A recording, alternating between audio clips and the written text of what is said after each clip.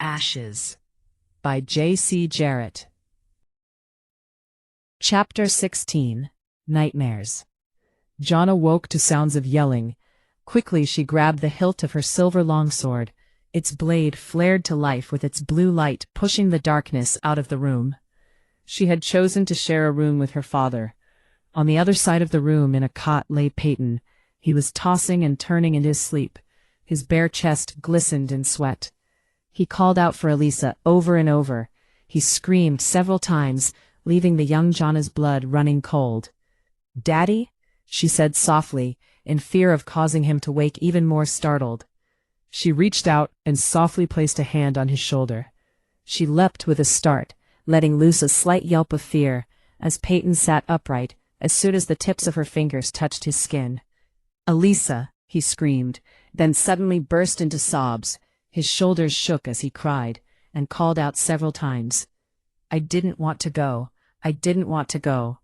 He looked up at his daughter. In the blue light she looked so much like the young Elisa. He reached out and wrapped his arms around her waist, pulling her tight to him. She felt him sob and cry into her dressing gown. Never had she seen her father like this, who was the strongest person she had ever known. He seemed almost childlike. The experiences he had gone through had really tortured him deeply. She pulled away from him and kneeled to eye level with her father. He seemed to see her, but at the same time, she was not sure over the crazed look in his eyes. He looked deeply into her eyes, tears flowing from his. "I couldn't save you. I'm so sorry, sorry." Then he seemed to calm. His shoulders relaxed as a deep breath left his lungs. He looked up at Jana and no longer saw her mother. He felt shame for his actions and her bare witnessing. Every night he has been forced to relive the fire and loss of Elisa. In the nightmares he could feel the sword through him, the bite of the flames, but the having to watch his wife burn to death over and over was the worst pain he has ever felt.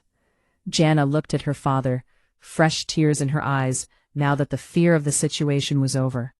She had never thought about what her father must have gone through, dying and coming back, and having to witness the death of her mother.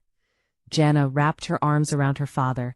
She felt his tears on her shoulder as she whispered to him, "Daddy, you need more than anyone could have.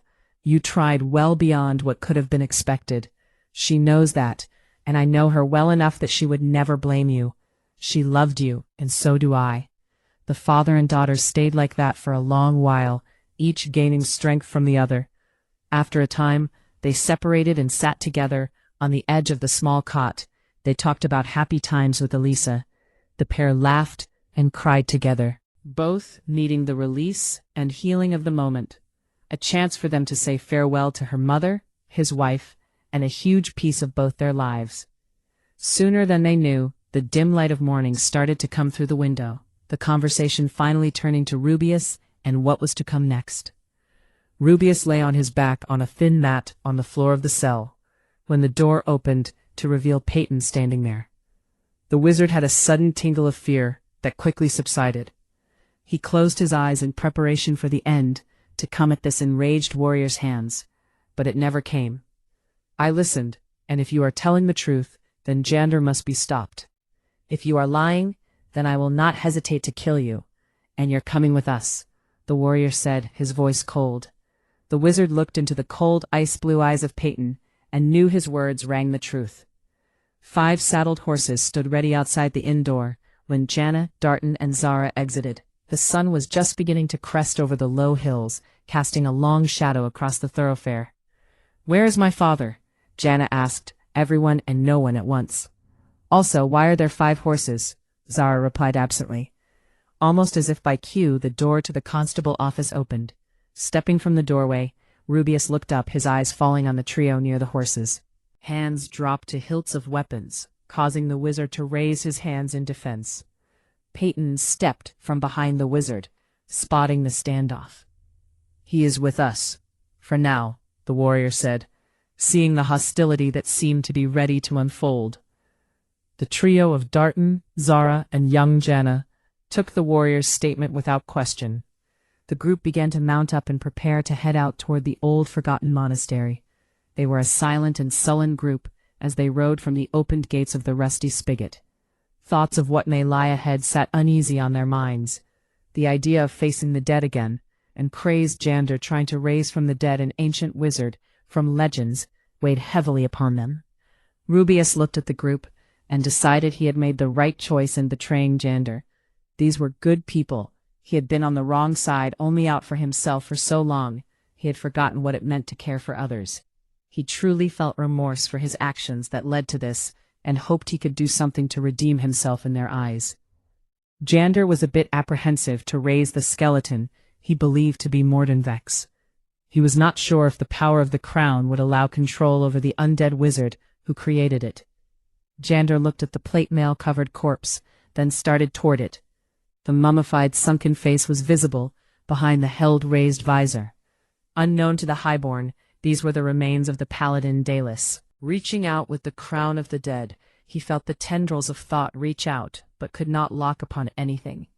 The corpse twitched the slightest, then laid still. Jader felt the tendril retreat back to the crown. He looked at the corpse with confusion. Jander wiped a hand, taking the dust away from the armor, fully exposing the holy symbol of Tal, stylized upon the armor's chest. He wondered if this man's faith was what saved him from returning. He moved over to the small skeleton. Stopping for a moment, he looked at it, then chuckled, dismissing it. The highborn then squatted down, taking a pinch of the golden dust that lay in small piles around the pale yellowed bones. He rubbed it between his fingers, trying to figure out its origin.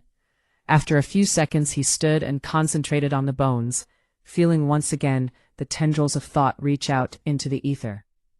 Kudan the mighty barbarian knelt, inspecting the track left in the soft desert sand.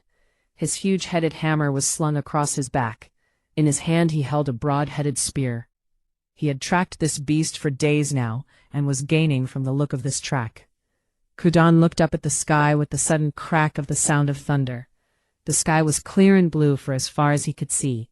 This confused the barbarian. He stood to look off in the distance, only to find the sand to begin to stir, as if it was water. Suddenly purple tentacles of energy erupted from the swirling sands. Faster than the eye could follow, the energy tentacles wrapped around the arms and legs of Kudan. The barbarian fought with all his might but found it lacking. The energy lifted the barbarian off the ground and began to pull in all four directions at once. Kudan screamed in pain and rage, then suddenly exploded into glittering golden particles. The swirling sand began to pull the golden dust into the apex of the whirlpool. Kudan had the sensation he was stretched to infinity in a mass of swirling colors. Then there was anger and pain, as his ghostly eyes looked down upon the clawed skeletal hands he now possessed. Jander watched as the bones twitched, then launched into the air. Each bone snapped together, forming the huge skeleton of the long-dead barbarian. Once the skeleton was completed, the golden dust began to swirl around the bones, then form a detailed shape of how Kudan had appeared in life.